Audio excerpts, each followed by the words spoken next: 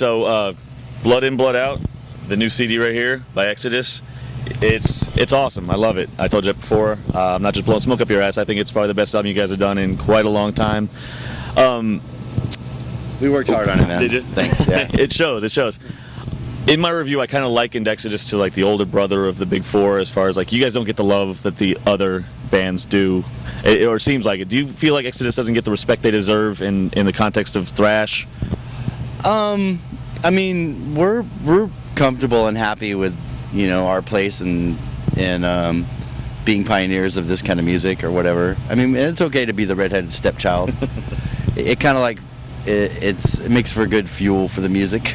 But I mean, a lot of the things that haven't happened for this band have been self-induced, you know.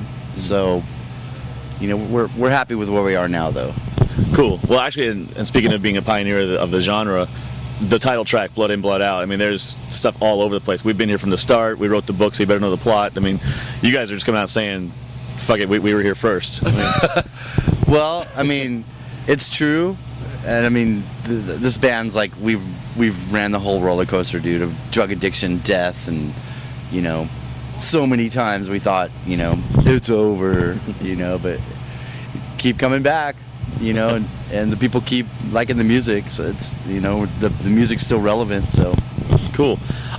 The title, Blood In, Blood Out, I mean, to me, it just sounds like the work ethic of you guys, and specifically Gary Holt. I mean, just is that where it came from, or where'd the title come from? He don't work that hard. No, he's actually working his ass off on this tour.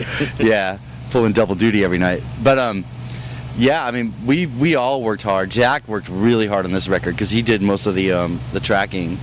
You know, except for the drums, he did all of the other tracks. We track the drums in a proper studio, and then we tear it all down and move it with Pro Tools to a smaller location. This case we did it at my house at the Goat Ranch. So cool. Exodus is one of those bands that, like, you guys are not happy until you get violence in the pit.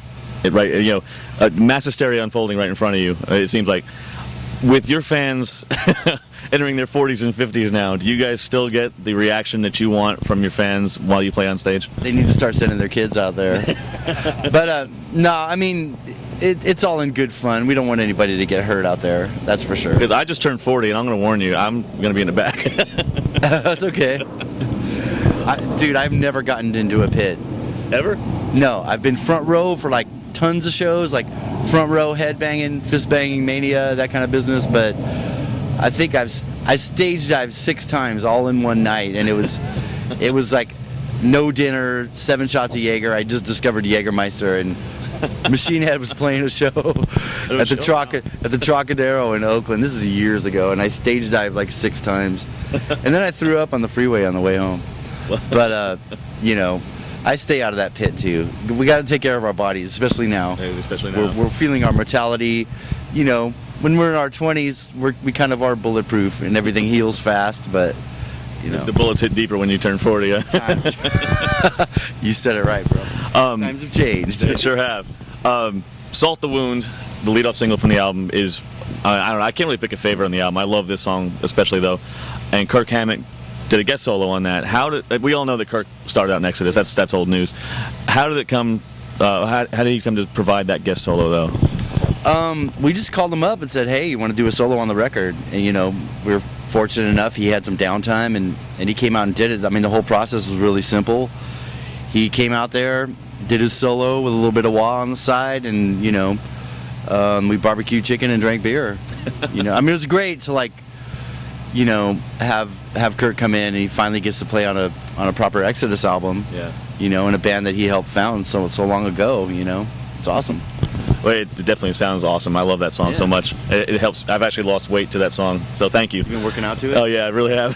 The whole album. With Gary pulling double duty in Slayer, as you mentioned before, has his playing Jeff Hanneman's parts in Slayer rubbed off on any kind of way in writing the new album as far as Exodus is concerned? Has been kind of a crossover?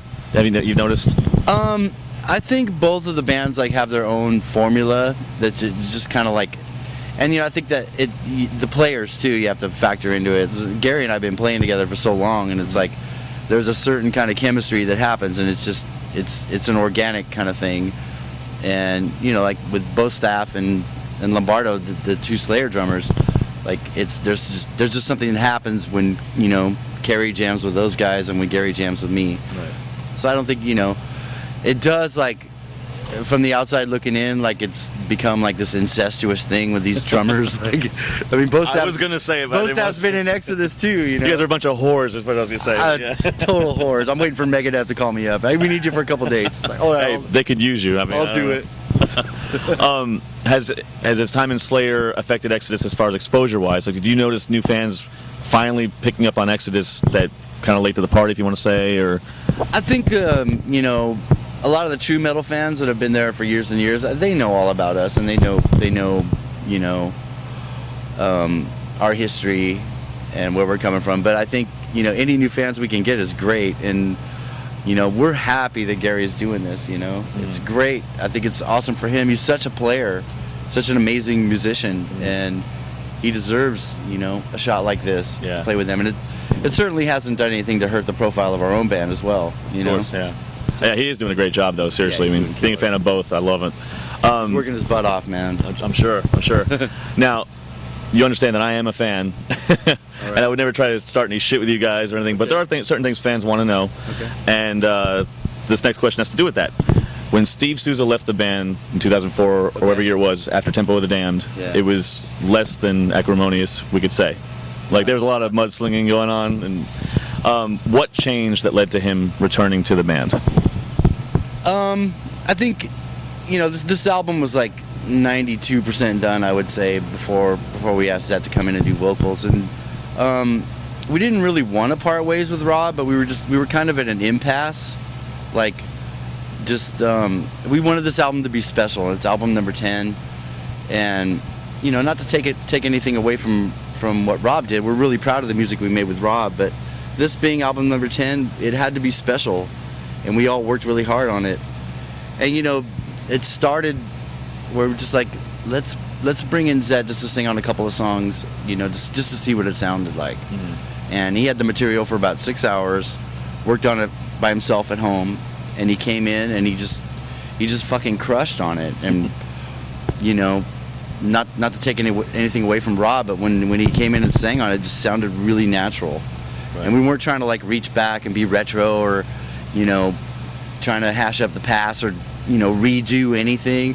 We just wanted to make a great record, man. Yeah. And I think Steve did killer on it. So it's been good having him back? It's been awesome. I mean, it's refreshing. He's kind of still in the honeymoon stage again. Oh, okay. So he, that'll wear off, I'm sure. But right now he's like happy. He just walks around every day with a big old smile on his face. And I think, vocally, he's come a long way, like in taking care of his craft. Like, I notice he has more stamina now live when he sings than he did in years past. And it's like, dude, we're all, approaching 50, or I'm not 50 yet, but he's over 50, and he's been taking good care of himself and working hard on his craft. And I think he wanted it more than Rob did, and we really needed somebody that wanted it like we did. So it shows. that's like Forrest Gump says. That's all I'm gonna say about that.